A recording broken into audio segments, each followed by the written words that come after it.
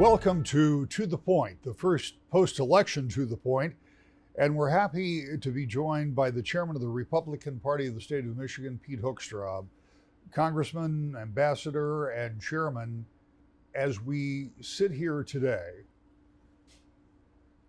in Michigan, the Republican Party has gone from a well-oiled machine to one that was, my words not yours, in chaos, to one that just retook the state house and saw a victory for Donald Trump, the second time since 1988 that a Republican has won the state of Michigan. Before we talk about how and why and all of the mechanism, I want to go back to a conversation that you and I had. We were on the front porch of the Grand Hotel. It was the Republican conference that's every other year. And it was unusual because the party was in a different place than it had been over the years. There were few people there that I recognized. You and two or three elected lawmakers were there that I talked to. And you said to me that you were considering running as the chairman of the party. And I don't know what I said to you at the time, but my inner narrative was, why would anybody step into that mess? So let's start from there. Why would anybody step into that mess? Well, I had a conversation as Diana and I were thinking about this in January of 24. So a few months later, after it looked like, and after the chairwoman had been removed. And someone said, Pete, you ought to do this. And it's kind of like, I'm a cause guy, talk to me about education reform, talk to me about national security. I'm a cause guy. I'm not a party guy. You never were. I never was. I mean, I paid my dues and I participated in party activities and I always supported, but it wasn't my focus or my passion. And he came back to me and said, Pete, this is a cause. This is to save the party and make sure that we put together a credible team for November of 2024. That's the cause. Diane and I looked at each other and said, if there's actually people in the Republican Party that think we can help rebuild this, let's do it. They've done so much for us over the years. This is a way for us to say thank you and perhaps also drive some good results. When you started the process, I mean, there were some legal maneuverings that had to take place. There were two very different factions. How did you deal with that? Because, I mean, you can't alienate anybody, but you still had to kind of wrest control of this whole thing. Yeah, I mean, we did walk into a dumpster fire, all right? The party had no money. We were in the hole. We had defaulted on our bank loans with Comerica. Money had come in from Washington. It had been used to pay for administrative expenses rather than to put into the campaign fund. The party was bitterly divided. We made a decision, early on. Number one, we're not going to talk about the previous regime.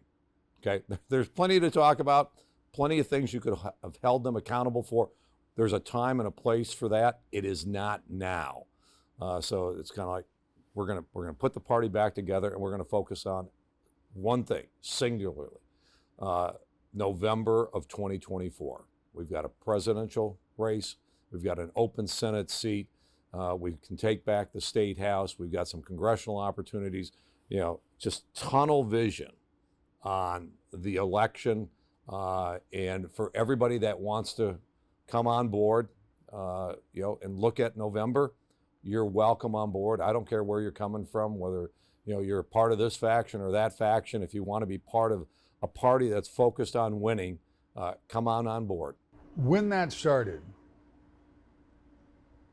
how confident were you that you could pull the coalition together, given a lot of uncertainties out there, particularly as it pertained to the presidency? I mean, there were concerns about President Biden and his ability, but they weren't really highlighted until that first debate. And then they flipped the script.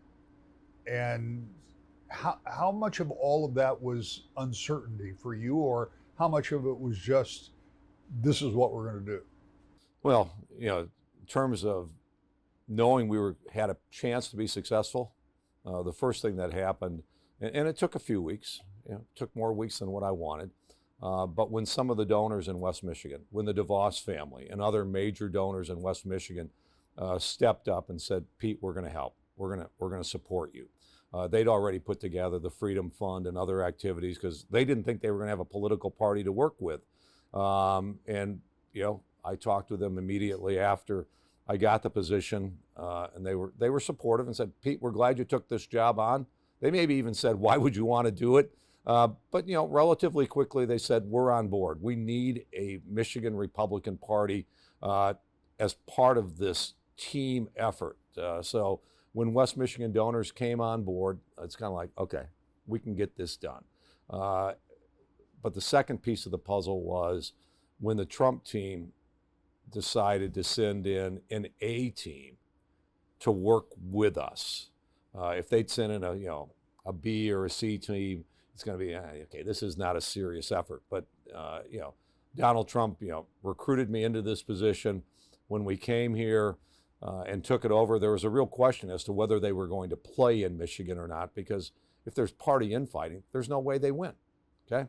But when they decided to send in an A team, then it's okay, we're getting the donors on board. We've got an A team coming in from President Donald Trump. And then we have the grassroots, okay? A lot of the grassroots, I know them. I ran for the Senate. I ran for governor.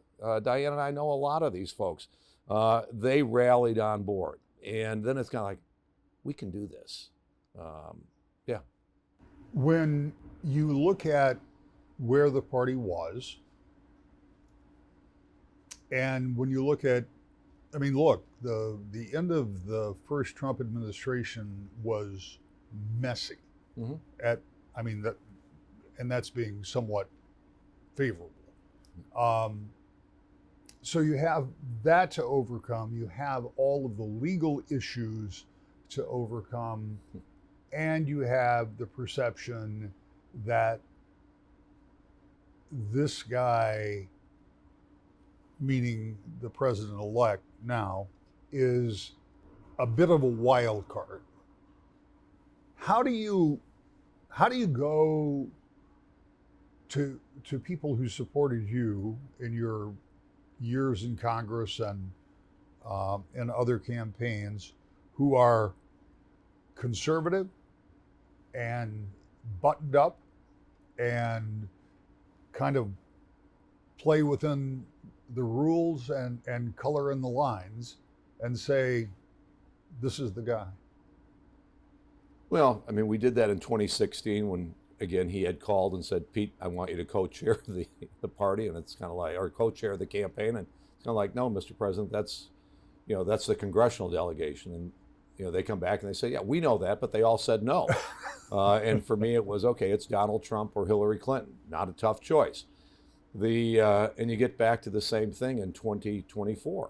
It's, you go to your core constituencies and you say, okay, it's Donald Trump, or it is 4 more years of Biden and Harris, which is the inflation and all of these types of things. And again, not a tough decision. So you get fully on board, and then you focus on the issues, okay? I think, like I said, the two things that really worked well for us, we built the partnerships and the coalitions with the different constituencies in the Republican Party, and then we focused on winning, and then focused on messaging. Okay, so we focused on the economic issues, the inflation and those types of things. That hammered people across the state, okay? And then, I've been working against this Chinese battery plant for 18, 19 months, up in Big Rapids and Marshall, and asking the question, why are we providing billions of dollars to assist China in a project that's going to threaten Michigan jobs? And so all of a sudden, you get UAW workers for Donald Trump. Well, UAW workers for Republicans, because we're the ones that are recognized as fighting for Michigan jobs. And we took on Whitmer. Okay, she's been Teflon for 6 years. And we took her on this MEDC, this, padding money around and handing it out under non-disclosure agreements, giving it to China. And, all of a sudden we bring forward an issue that we bring it to the Trump campaign. What do? They embrace it. Mike Rogers embraces it. Mike had been working hard against China anyway. And he says, I didn't know about all this stuff going on. Tell me about it. And so it was focusing on the issues that Michiganders identified as, wow, this is jobs. And we had the Trump folks did a survey for us, or put a question into one of their surveys. How many Michiganders believe the auto industry is important to Michigan? 79% said it's critical to Michigan, and 17% said it's somewhat important. That's a 96% issue. You don't get many 96% issues in a campaign. We doubled down on protecting Michigan jobs in the auto industry, and Whitmer continued defending it. She continued defending the secretive ways that the MEDC hands money out, gives it to China. So the issue set went with us. I want to talk to you a little bit about this election cycle. We kind of know how you got here, and you've talked about some of the issues, but there were so many things going on in Michigan. For the first time in 40 years, Democrats were in control of the governor's office, the Senate, and the House. The only thing that you could impact in this cycle would have been the state house. But with new districts drawn by the redistricting commission for the first time instead of the legislature, the districts had been changed in such a way that it might be difficult to know if they were competitive or not.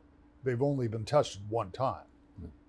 Yet Matt Hall, the minority leader in the House, former Governor Rick Snyder, and others, were intent on targeting the House. And as an observer, I was interested, but it's kind of hard to beat incumbents.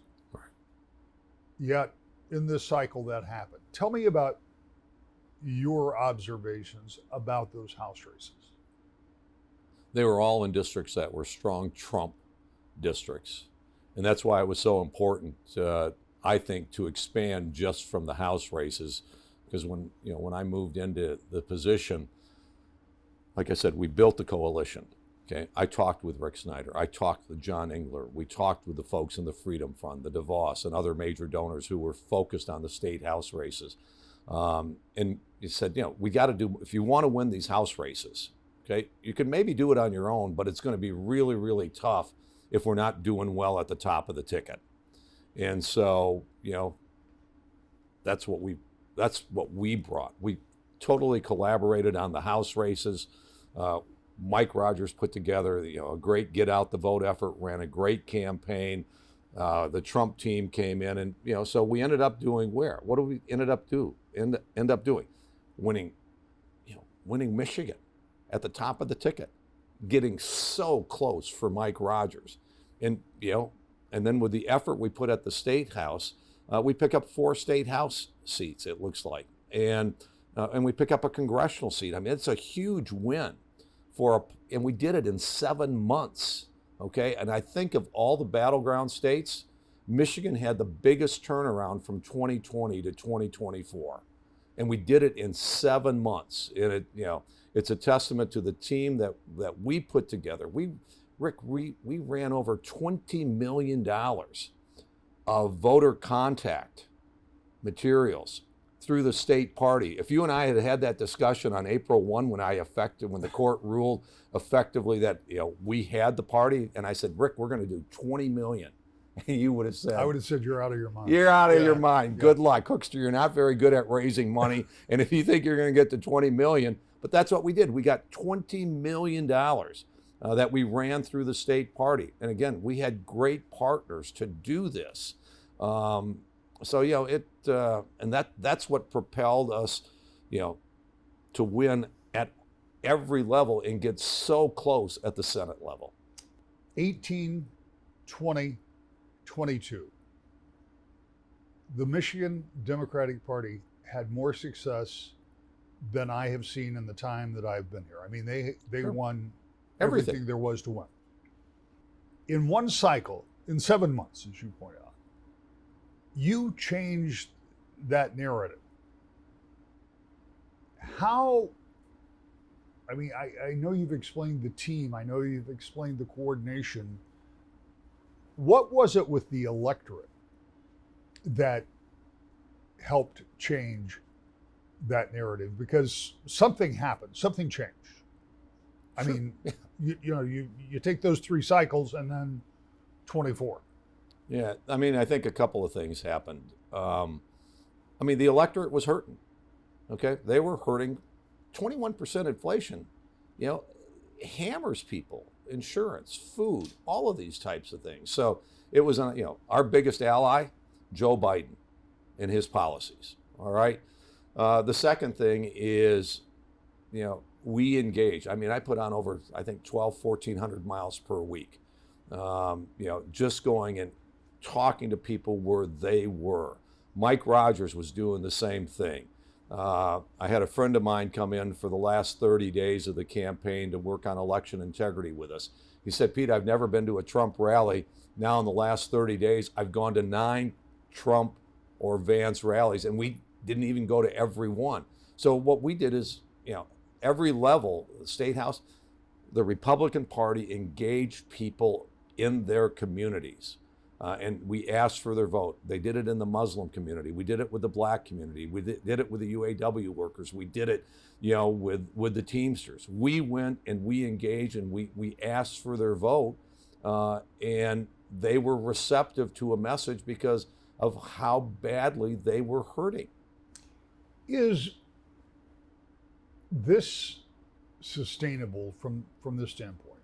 Trump, as the president-elect, will have 4 years, and then he's off the stage, presumably. But what kind of enduring legacy does he have on the party, and what does the party do post-Trump? Well, over the next 2 years, because we got to focus on 26, we want to take back the governorship, we want to take back the state senate, keep the state house so that we can put Michigan back on a strong economic footprint. And so we have to build off of the framework that we established earlier this week. We got to, build our relationships with the Arab Muslim community in Southeast Michigan. We had a significant gain with voters in Wayne County. We have to build off of that. We got to strengthen and institutionalize the relationships that we have with our union workers. You and I know I have always had a great relationship with the Teamsters. I was thrilled to see the head of the Teamsters address the Republican National Convention in Milwaukee, and because we always knew that these folks had a lot of issues that were in common with us. But the framework has now been created. We now have to govern in such a way that those groups recognize that partnering with the Republican Party, voting for Donald Trump, and voting for Republicans up and down the ticket was in their best interest, and that we are giving them the policies that will make their lives better. When this all plays out, and in January, when the former president becomes the current president, and we still, as you and I sit here today, we don't know about Congress. We know that the Senate is going to be Republican, the House, maybe. How much is performance and the ability to deliver on promises made going to make to this president? Because he made a lot of promises. Yeah. He talked about not taxing tips, not taxing Social Security, not taxing overtime, mass deportation, any number of things that occur to me could be somewhat problematic or difficult to get done. So how much will that matter? How much of what you say in a campaign versus what you deliver? I mean, performance is absolutely critical. You know, I helped write the contract with America, Right. 1994. We take the majority for the first time in 40 years. What did we do? We delivered on the contract with America. We reformed welfare. We cut taxes. We grew the economy, and we balanced the budget for 4 years. And after having been in the wilderness for 40 years, okay, House Republicans are in the majority for the next 12 years because we performed. The same expectation is going to be there for the Trump administration. Secure the border, you know, revitalize. And this is great for Michigan. Revitalize the auto industry in Michigan. Okay, if people in Michigan in 2 years see that, you know, our transportation influence, our transportation industry, our auto industry is coming back. Now, obviously, you're going to have to work with Whitmer because, you know, she's the one that controls the ultimate, you know, economic environment of Michigan versus Indiana or, you know, down south and those kinds of things. But if they see that strong commitment to the auto industry, chalk it up for a secure border, you know, a revitalized industry, auto industry, manufacturing in Michigan, inflation under control, interest rates coming down, people seeing that they have an opportunity to, again, buy a home, you know, first-time home buyers and those types of things, you know, and then we're great because then we filled out the framework that people have been looking for. Okay, that's what they voted for us. No, performance is absolutely essential. I think that's why, you know, Donald Trump and you know, is going to put together an A team for a cabinet, but then they're going to get to work, and they are going to control the House. We are going to have a few chairmen of committees coming from Michigan, which is all good. But no, performance is absolutely critical. We've got less than 60 seconds. Yeah. I asked Mike Pence 8 years ago, and I preface it by saying, look, I know you by reputation. I know kind of who you are. You could not be more different than Donald Trump. Yet here you are. I want to say the same thing to you. You're not Donald Trump. No. But he's still the guy. Absolutely. And we both work for the American people. You know, we have, I don't do it in Congress anymore, or as an ambassador, but we recognize the responsibility of the American people, give them policies that make a positive difference. That's what we're going to be focused on. I think that's why I was able to be successful in the last 7 months. Okay. We focused on people's needs. We had great support, great teamwork to make that happen. I appreciate your time. I didn't get a chance to ask you about what you're going to do next, but we'll do that the next time. We'll see you next time. To the point.